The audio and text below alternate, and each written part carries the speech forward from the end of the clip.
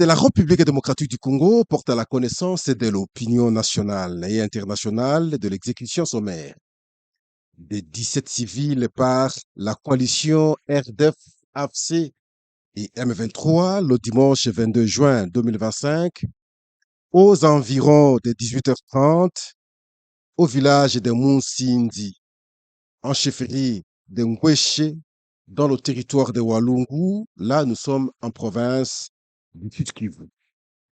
Il faut noter en même temps que plusieurs maisons ont été également incendiées et la population terrorisée a été obligée de se réfugier dans les positions militaires les plus proches.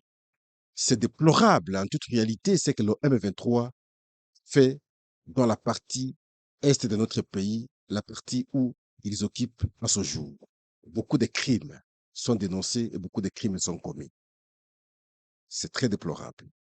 Toujours le M23, accusé d'avoir transféré des forces. Les sujets rwandais, qui étaient en République démocratique du Congo, assimilés au FDLR, alors cette fois-là vers le Rwanda, pour Women Rights Watch. Il s'agit d'un crime de guerre, parce que ce déplacement, ce transfert a été fait de façon imposée, sans la volonté de la population et sans une bonne collaboration avec l'Agence des Nations Unies. Et l'Agence des Nations Unies a réagi après la réaction de M23, parce que pour le M23, l'Agence des Nations Unies a été impliquée. Et l'agence a dit non, ça a été de façon très violente. Et donc là, on parle une fois de plus aussi des crimes de guerre. Nous allons analyser beaucoup de points ici en termes d'actes de violation des droits de l'homme, la dénonciation de Volcker au commissaire des Nations Unies pour les droits de l'homme. Et là, il ouvre la voie à la Cour pénale internationale. Lors d'un point de presse, il a présenté bon nombre de violations des droits de l'homme par le M23.